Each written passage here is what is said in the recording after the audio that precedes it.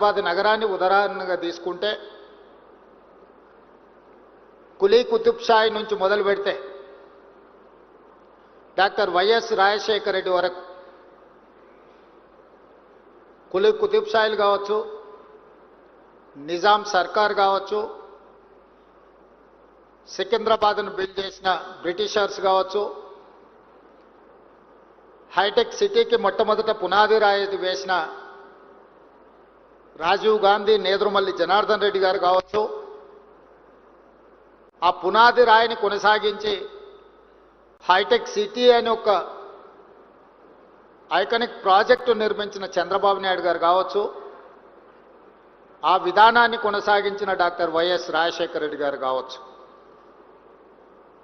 పరిపాలన పరమైన policy paralysis లేకుండా వీళ్ళు నిర్ణయాలు తీసుకోవడం వల్లనే, పాలకులు మారిన పాలసీ పెరాలసిస్ లేకుండా చూడడం వల్లనే ఈరోజు మనము మన నగరం ప్రపంచ దేశాలతో పోటీ పడగలుగుతుంది. ప్రభుత్వాలు మారినప్పుడు కొన్ని అనుమానాలు ఉంటాయి. పక్క రాష్ట్రాలలో జరుగుతున్న పరిణామాల నుంచి మొదలు పెడితే నాయకుల మధ్యలో ఉన్న భిన్న అభిప్రాయాలు కొంతకాలం ఇలాంటి అనుమానాలు, అపోహలకు దారితీస్తాయి. కానీ ఒక రిచ్ కల్చర్ నుంచి వచ్చిన Telangana culture, we are not going to settle scores with our policies. If someone is having some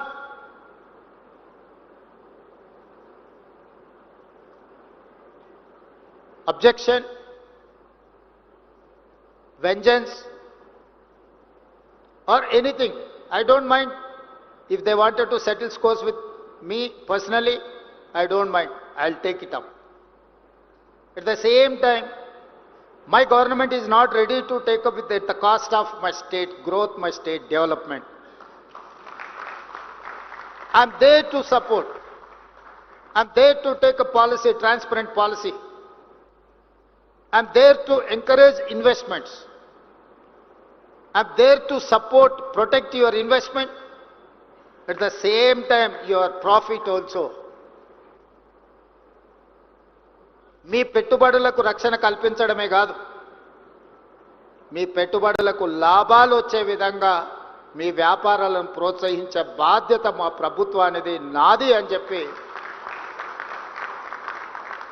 మీ అందరికీ ఈ వేదిక మీద నుంచి నేను విజ్ఞప్తి చేస్తున్నా. పొలిటికల్ పార్టీస్కి, పొలిటికల్ లీడర్స్కి they have their own interest, they have their own priorities. I don't say it is wrong. At the same time మీరందరూ అందులో పడి అలాంటి వాళ్ళు సృష్టించే అనుమానాలకు మీరు ఊతమిస్తే అది అంతిమంగా మీ వ్యాపారానికి తీరని నష్టం అవుతుంది. రాజకీయాలలో ఒకే కుర్చీకి పోటీ పడ్డప్పుడు కొన్ని ఉంటాయి. అదే కుర్చీలో కూర్చోవాలని 10 మంది అనుకున్నప్పుడు మిగతా 9 మంది నిరాశ చెందుతారు.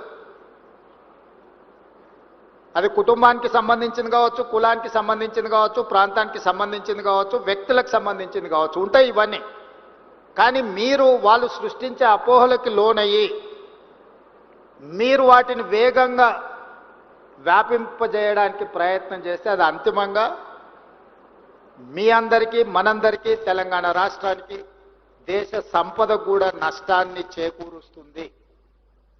అలాంటి అపోహలు ఏమైనా ఉంటే తొలగించడానికే ఈరోజు ప్రత్యేకంగా సమయం తీసుకొని మీ దగ్గరికి నేను రావడం జరిగింది. ఇంకొక మాట కూడా చెప్పదలుచుకున్నా.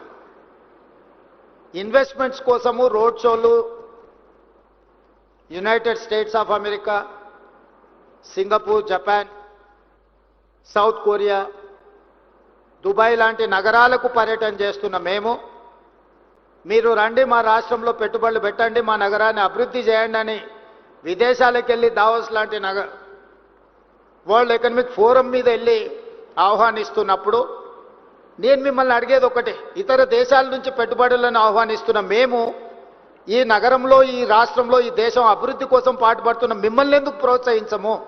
ఎవరినో వెళ్ళి ఎక్కడి నుంచో భాష రాని వాడిని, భావం తెలియని వాడిని, ఈ ప్రాంతంతో అనుబంధం లేని వాడిని మా నగరానికి వచ్చి పెట్టుబడులు పెట్టండి, మీకు అవకాశాలు కల్పిస్తామని చెప్తున్న మేము ఇక్కడనే పుట్టి ఇక్కడనే పెరిగి మీ సంపదను మొత్తం ఈ జాతికి అంకితం చేసే మిమ్మల్ని ఎందుకు వదులుకుంటామని మీరు ఆలోచన చేస్తున్నారు?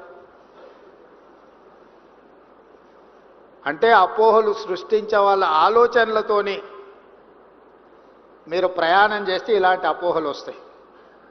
అందుకే మొట్టమొదటి ప్రాధాన్యత మీకే.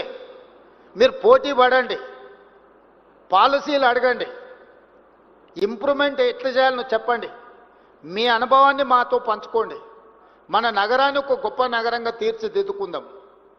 I may not satisfy as a individual or individuals. నేను ప్రతి వ్యక్తిని సంతోషపెట్టలేకపోవచ్చు. ప్రతి వ్యక్తి ఏదో ఒక అంశంతో నా దగ్గరకు వచ్చినప్పుడు వాళ్ళు అనుకున్న మేరకు నేను సహకరించకపోవచ్చు. దానికి నాకు పరిమితులు ఉండొచ్చు. నేను మధ్యతరగతి మనస్తత్వం ఉన్నవాడిని. నేను పెట్టుబడిదారుడి ఆలోచనలు ఉన్నోని కాదు. మధ్యతరగతి వాడికి సమాజం పట్ల భయం ఉంటుంది, సమాజం పట్ల గౌరవం ఉంటుంది, సమాజం ఏమనుకుంటుందని ఆలోచన చేస్తాడు. ఉన్నంతలో సర్దుకుపోదాం, దుప్పటి ఉన్నంతనే కాళ్ళు జాపుకుందామని ఒక ఆలోచన ఉంటుంది. నేను సగటు మధ్యతరగతి ఆలోచన ఉన్న ముఖ్యమంత్రినే తప్ప కొల్లగొట్టి నిర్మాణాలు చేసుకోవాలి, కొల్లగొట్టింది విదేశాలకు తరలించుకోవాలన్న గొప్ప మనసు, పెద్ద మనసు ఉన్నోని నేను కాదు. అందుకే కొంతమంది ఏదైనా ప్రపోజల్స్ వచ్చినప్పుడు I may not oblige your whatever, మీ యొక్క ప్రతిపాదనలు నేను ఆమోదించకపోవచ్చు. లేదా గతంలో మీరు ఏదైనా సూపర్ లగ్జరీస్ పొందిన వాటిని ఇప్పుడు నేను కొనసాగించకపోవచ్చు. దాంతో మీకు సహజంగా కోపం వస్తుంది. స్పెషల్ ప్రివిలేజ్ ఉన్న వాళ్ళకి, వైల్డ్ కార్డ్ ఎంట్రీ ఉన్న వాళ్ళకి ఒకవేళ సడన్గా అట్లాంటి వెసులుబాటు లేకపోతే న్యాచురల్గా వాళ్ళ కోపం ఉంటుంది. అరే మేము ఇప్పటి వరకు చాలా ప్లాటర్ తినేవాళ్ళం, ఇప్పుడైంది మేము కూడా అందరితో పాటు లైన్లో నిల్చోవాల్సి వస్తుందని. వాళ్ళని నేను నిజంగా వాళ్ళు నన్ను మన్నించాలి, ఎందుకంటే నేను ఎప్పటికీ మీకు ఆ రకంగా సహకరించను. కానీ పారదర్శకమైన పరిపాలన కోసం పాలసీలు చేయడానికి నాకు అభ్యంతరం లేదు. I can impress with policy, I can take the challenge. నేను ఓపెన్ మైండ్తో ఉన్నాను. మీరు పాలసీ ఏమైనా చెప్పండి, ప్రజలకు ఉపయోగపడేది, మీ రంగానికి ప్రయోజనం చేకూర్చేది, తద్వారా తెలంగాణ రాష్ట్రాన్ని అభివృద్ధి పదం వైపు నడిపించడానికి, హైదరాబాదు నగరాన్ని దేశంలోనే కాదు ప్రపంచంలోనే గొప్ప నగరంగా తీర్చిదిద్దడానికి మీ ఆలోచనలు పంచుకోండి నాతో. మీరు అందరు ప్రపంచాన్ని అంతా చూస్తున్నారు. నాకు 10 ఫ్యాక్టర్స్ ఉంటాయి, కానీ మీకు only 1 factor, that is construction, that is infrastructure. Mass development, trunk infrastructure ఎట్లా చేయాలి? ఈరోజు ఆనాడు చంద్రబాబు నాయుడు గారు, డాక్టర్ వైఎస్ రాజశేఖర రెడ్డి గారు హైటెక్ సిటీ, ఐటీ కంపెనీలతో పాటు ఔటర్ రింగ్ రోడ్, అంతర్జాతీయ ఎయిర్పోర్ట్ లాంటివి తీసుకురాకపోయి ఉంటే, ఈ ట్రంక్ ఇన్ఫ్రాస్ట్రక్చర్ డెవలప్ చేయకపోయి ఉంటే ఈరోజు ఇంత గొప్ప ప్రాపర్టీ షో మీరు చేసుకునే వాళ్ళ? ఆ రోజు ఆ విజన్ చేసినప్పుడు కూడా ఆ నాయకుల మీద కూడా అలిగేషన్స్ వచ్చిన, ఔటర్ రింగ్ రోడ్ అనుకుండలాగా మారింది అన్నోళ్ళు ఉండొచ్చు. హైటెక్ సిటీ పక్కన వాళ్ళకి కావాల్సిన వాళ్ళకు భూములు ఉన్నాయి, ఆ భూముల కోసమే హైటెక్ సిటీ కట్టిండని అనుమానాలు ఉండొచ్చు, అపోహలు సృష్టించి ఉండొచ్చు, కొంతమంది ఆలోచన చేసి ఉండొచ్చు. ఎక్కడ ఏ డెవలప్మెంట్ చేసినా ఎవరికో ఒకరికి డెఫినెట్గా బెనిఫిట్ అవుద్ది. ఇప్పుడు నేను ఫ్యూచర్ సిటీని, భారత్ ఫ్యూచర్ సిటీని ఒక కాలుష్యమైన నగరంగా మార్చాలనుకుంటున్నప్పుడు ఆ కాలుష్యాన్ని తొలగించి ఒక బ్రహ్మాండమైన నగరాన్ని నిర్మించాలని ప్రణాళికలు వేసినప్పుడు అది 4th సిటీ లేదా అది ఫ్యూచర్ సిటీ అని నేనంటే 4 బ్రదర్స్ సిటీ అని కొంతమంది అని ఉండొచ్చు. మీరే కదా నా బ్రదర్సు, మీకోసమే నేను డిజైన్ చేస్తున్నా. Why should I care all these comments? ఆనాడు జైపాల్ రెడ్డి గారు హైదరాబాద్ నగరానికి మెట్రో ఇవ్వకపోయిన ఉంటే దేశంలోనే 2వ అభివృద్ధి చెందిన మెట్రో నగరంగా హైదరాబాద్ ఉంటుండేనా?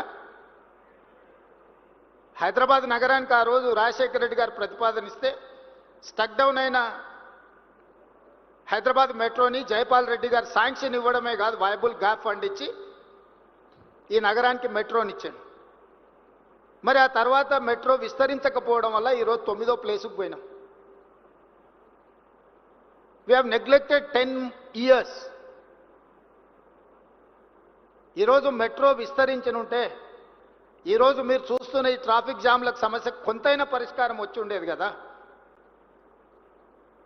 ఈరోజు హైటెక్ సిటీ దగ్గర ఉన్న మెట్రో ఫైనాన్షియల్ డిస్ట్రిక్ట్ నుంచి నియోపోలిస్ వరకు ఎక్స్పాండ్ చేసినుంటే అభివృద్ధి జరిగి ఉండేది కదా.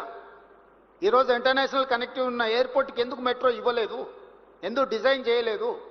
డిజైన్ చేసిన వాళ్ళు కూడా ఔటర్ రింగ్ రోడ్ మీద నుంచి మెట్రో డిజైన్ చేశారు. ఎవరెక్కాలి? జూబ్లీ హిల్స్లో ఉన్నోళ్ళు, బంజారా హిల్స్లో ఉన్నోళ్ళు, లేకపోతే ఇక్కడ ఉన్నోళ్ళు ఎంతమంది మెట్రో ఎక్కుతారు? ఇక్కడ నుంచి మీరు ఔటర్ రింగ్ రోడ్ ఎక్కినా కూడా అదే స్పీడ్తో మీరు ఎయిర్పోర్ట్కు చేరుకుంటారు.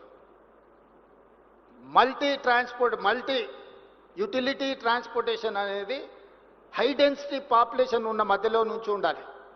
జనసాంద్రత ఉన్న ప్రాంతాలలో మల్టీ యూటిలిటీ ఉండే ట్రాన్స్పోర్టేషన్ ఏర్పాటు చేయాలి. మనిషి అనేటోడే లేడు, మనిషి అనేటోడు కూడా రాడు. ఎందుకంటే హైటెక్ సిటీకి ఈ పక్కన ఆ పక్కన చెరువులో ఫారెస్టో ఏదో ఒకటి ఉంది. ఎవరెక్కాలి, ఎవరు దిగాలి? అందుకే నేను నాగోల్ నుంచి ఎల్బీ నగర్ నుంచి ఓఎస్సీ హాస్పిటల్ నుంచి చాంద్రాయణగుట్ట నుంచి agriculture university, where I'm going to construct a high court with in 100 acres. From there to Shamshabad to airport. I have redesigned metro.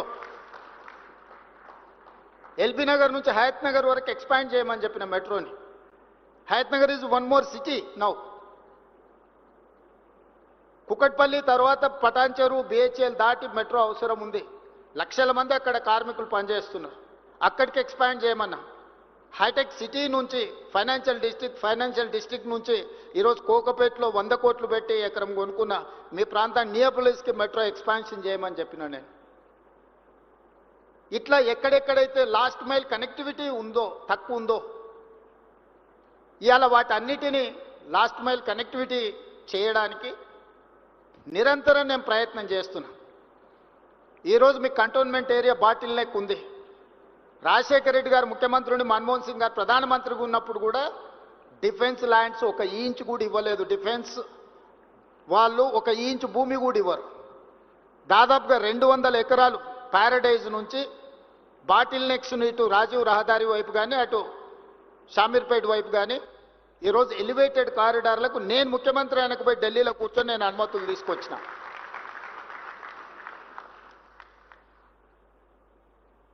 ఇవన్నీ కూడా మన నగరం యొక్క ప్రతిష్ట పెంచడానికి. ఈరోజు షామీర్పేట వరకు మెట్రో, ఈరోజు మేడ్చల్ వరకు మెట్రో ఎక్స్పాన్షన్కి మనం ప్రతిపాదనలు ఇచ్చినాం. షామీర్పేట, మేడ్చల్ కూడా ఈరోజు ఒక నగరం స్థాయిలో విస్తరించినాయి. వీటన్నిటిని మనం అభివృద్ధి చేసుకోవాలంటే సంకల్పం ఉండాలి, ప్రణాళిక ఉండాలి, దాంతోపాటు ప్రయత్నం ఉండాలి. అప్పుడప్పుడు లెక్కలేస్తుంటారు. ఒకటోసారి